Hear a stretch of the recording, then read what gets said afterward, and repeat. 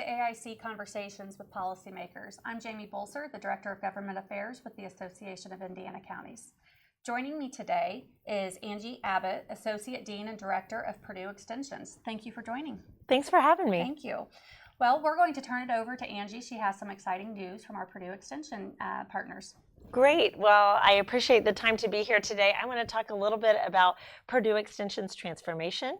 We've been going through a transformation, and the first thing that I want to do is just continue to let everybody know that we continue to be committed to serving our Indiana communities. Purdue Extension offers research-based education to farmers, to families, to youth, and to communities. And we do that through a variety of ways. Most people know us as 4-H and positive youth development, but we also do health and human sciences types of programming, ag and natural resources, and community development. So we have a broad portfolio of the types of services that we offer to communities.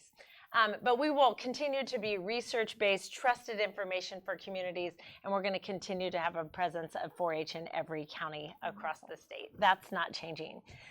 But what we have to do is focus on long-term sustainability. And that's because of some of the financial realities that we are facing. Funding has remained largely flat over time for us. Approximately 65% of our budget comes from state and federal sources, and those have remained flat for over 20 years. Wow. Our county partners have provided us with modest increases, and we are so appreciative of that. But when the other part of your budget stays flat, then you have to think about how to do things different. And our expenses are largely salary and benefits, those of our employees that deliver the education and the research-based information. Same way within the county budgets. Yeah, they have the same situation that we do. So anyways, we've got to come up with a sustainable model. So what it really costs we know that our expenses are in people because people are what run our organization. So that includes salaries and benefits and the supports that go around having people work in your organization. And so we know that the funding model that we've been operating on needs to be fixed and adjusted so that it's transparent. Everybody understands it and can explain it, and so we're moving to a model that's based on population. And even we've had in the past what we call like fully funded county educators, and even at that, when we've looked at the numbers, that was really only covering about 70% of our cost. So again, the whole system needs to be relooked at, and that's what we're doing with this transformation. And is it for transparency and the sustainability? Absolutely, both. We want it to be transparent, we want it to be equitable across counties, and we want it to be able to be doing extension programs in 4-H 100 years from now. So why this change is needed, obviously the raising costs it's affecting everyone, not just us, the counties, but our whole organization. And we can't continue to operate in a deficit the way we have. So, and we've had workforce challenges. I need to be able to recruit the best people, recruit expertise, and keep them. And so that this model will help us be able to help with our workforce long term. And so that's why we need to change. So in terms of how we've gotten here, we've had a lot of committees and external and internal input to transformation. We've done that over the last couple of years, and now we're ready. Now we've had input into envisioning our new model, which will continue to connect the Purdue campus with our field-based teams. Over the last year, we moved from an FTE-based contract with our counties to a service-based contract. That's went really well, and this is going to help us scale expertise in a regional model. So instead of having access to 1 or 2 educators in your county, you're going to have access to a team of experts that can provide services to your community. And it sounds like it's going to be expert on specific related functions too, yes, right? Yes. Okay. So if you need an expert, say, in row crops, we want to get you an expert in row crops. If you need an expert in STEM education, we want to get you that expert in STEM education. And when you're working from a larger team, say 15 to 18 people, you can build the expertise in the team that you have, and we can get the expert to the community that needs it most. We did a pilot test over the last 6 months in the west central and east central part of the state, and we had some success that we're happy to hear about that success and hopefully move that out now statewide. And that was developing collaboration across counties. Again, sometimes one county was getting one and another county wasn't getting a service, but when we start to collaborate in a regional model, we can make sure that all communities have access to our services. And we talked about the expertise already, using an expertise model and a larger team. And then we can be more adaptable to what local needs are as we can use our team approach. And our initial results with this regional model were very successful, and we're looking forward to that moving forward. So what does this look like in practice? So moving forward, we'll continue to have a county extension office in all 92 counties. Wonderful. So we're excited about that, and we're going to continue to partner with our counties on support and office supplies and things like that.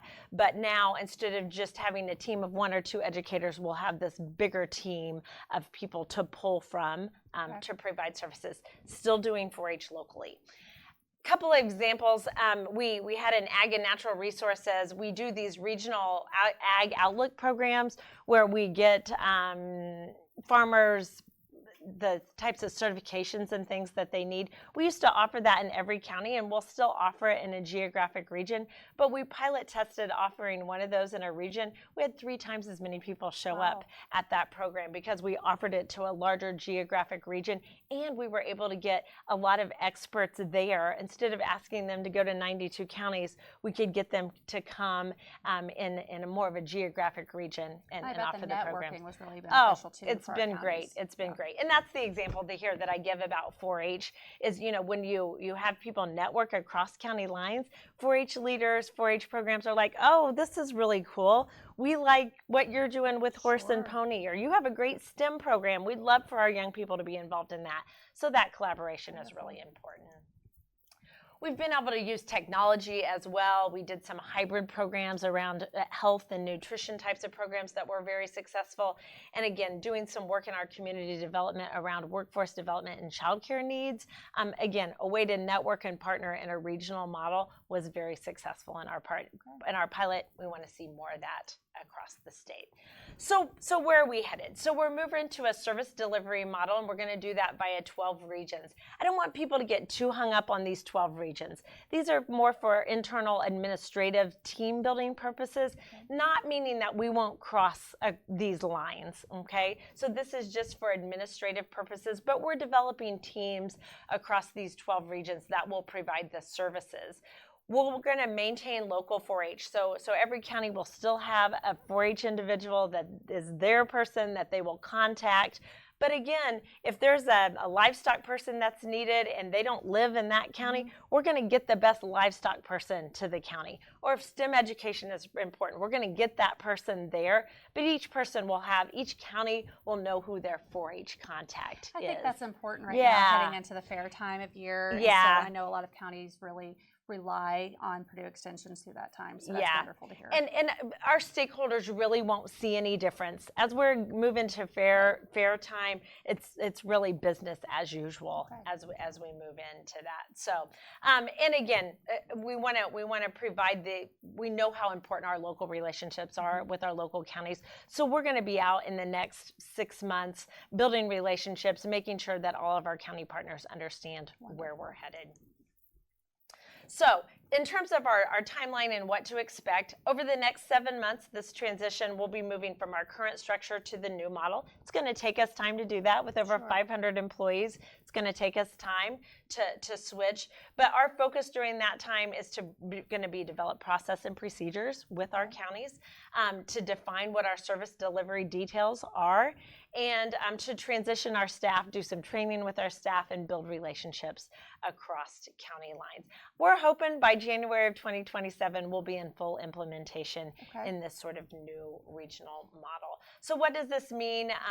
That there's a lot of details to come, and we'll be out talking to all of the counties about our new budget model, which I said is going to be based on population. So they'll be hearing from our counties and our local leaders about that. Especially going into many of this time also with fair comes also the budget season. That's right. So you'll be having those conversations and collaboration ahead of a lot of those meetings. Yes, we have new roles in our organization called regional operations leaders, and they'll be reaching out to all of our counties and starting to talk about this transformation and what it means for the counties.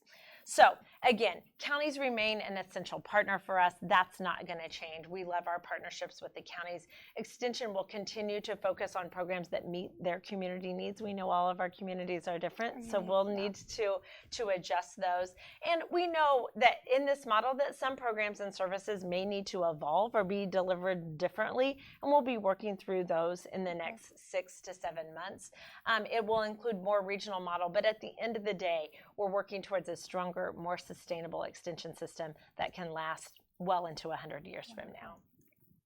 So I just want to thank you and thank all of the counties for your partnership and support as we go through this transformation, and for all the work that you do for communities. We are really proud of the partnership that we have with all 92 counties, and we're open to questions. And you know, if people want more questions, who should they reach out to? Yeah, so their first line to go is to their regional operations leader, which on our website we have a list of what's the name of those people and what counties they serve. They'll be reaching out to them here in the next couple of weeks. Wonderful.